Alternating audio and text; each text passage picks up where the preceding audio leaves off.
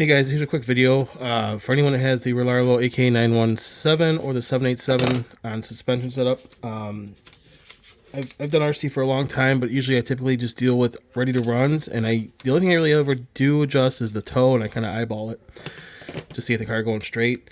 Being this is going to be a high-speed run car, I definitely do want to make sure that it's more precise and accurate to kind of alleviate any kind of issues that I might have, especially when you're going that fast. So, I went in the group. I asked what tools do you use, and I really didn't get much response. I did see a fellow YouTuber post a video, and he was using the Aeromax setup for setting it up. So this is a 110 touring setup. This one is actually a Hell Yeah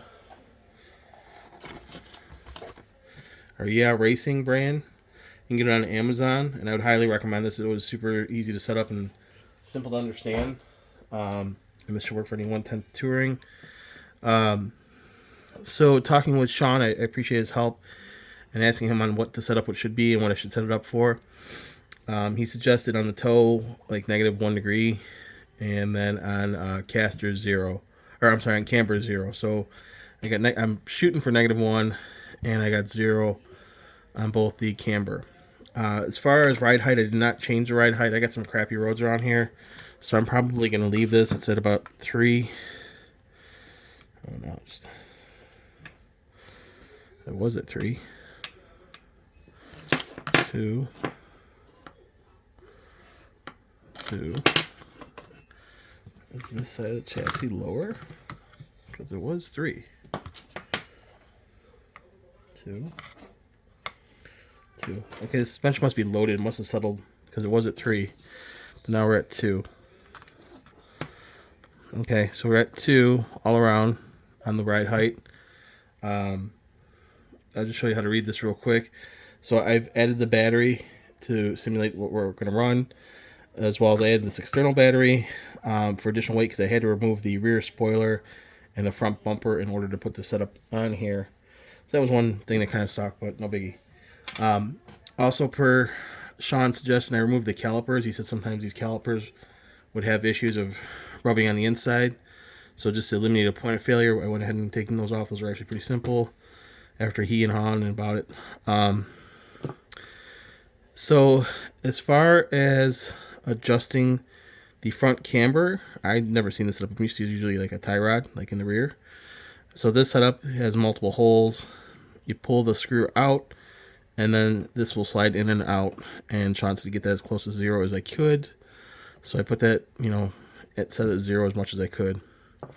One thing I'd mention too is when you're setting this up, make sure all the thumb screws are tight, because if they are loose, they will throw all your settings off. And I had that happen a little bit, so I had to go back and make sure they were all tight.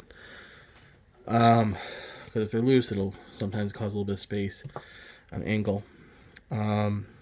So the plan on this car is going to be to run it in a 3 or 4S setup. I'm shooting for like 80 miles an hour, hopefully. I've changed the gearing, so it's got a 1-to-1 gear right now. Once again, thanks Sean for the info on the setup. So it's a 50-tooth pinion that is actually installed on the differential. So I used the pinion gear and got rid of that hub setup, the hub screw. There was a hub, and then you bolt the 4 screws on there to put the gear on there. So this is a lot simpler, less points of failure.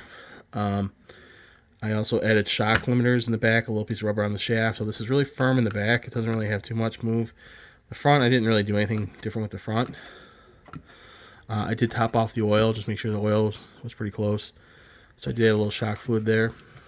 Added the fans on there just to make sure it stays cool.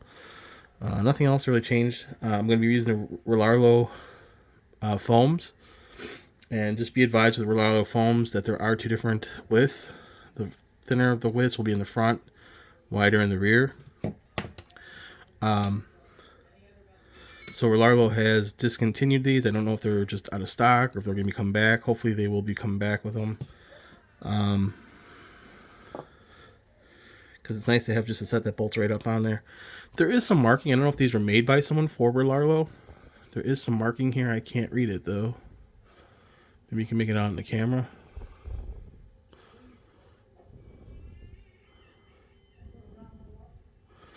I don't know. This one was a little bit more apparent, it looked like.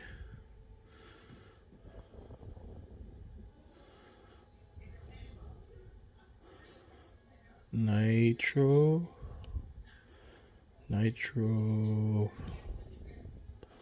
Yeah, just the wheel composition. Okay, but whatever. I know some other guys running BSRs. You just gotta look up the right sizes. I'm just gonna show you how the setup looks here for when you're at the suspension setup. So this is the front, so we're looking at toe. So I got this bottomed out, it's there, and I want 1 degree of negative, and it looks like currently I'm still off by like 1 degree.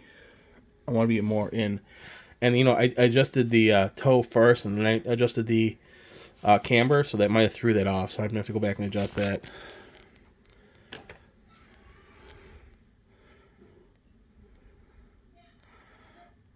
So this side looks like it's right at, sorry for the glare, trying to get that glare off.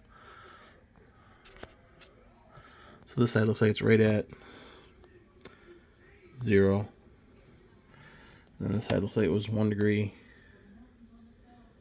toed out. So I'm going to reset that back to -1 on each side. So yeah, I hope that helps you guys out. As far as caster, I don't know if I need to adjust the caster, if the caster is adjustable on here. I'll ask Sean if he has any suggestions on the caster. Ride height, I'm probably going to leave the same there. I don't know. They might suggest probably going a little bit lower. My roads are really crappy though, so I just want to kind of stay right there. I'll probably add the arrow wings to the body to help with that. Give some downforce and keep it from flipping. Yep, I hope this helps someone out. If you have any questions, let me know.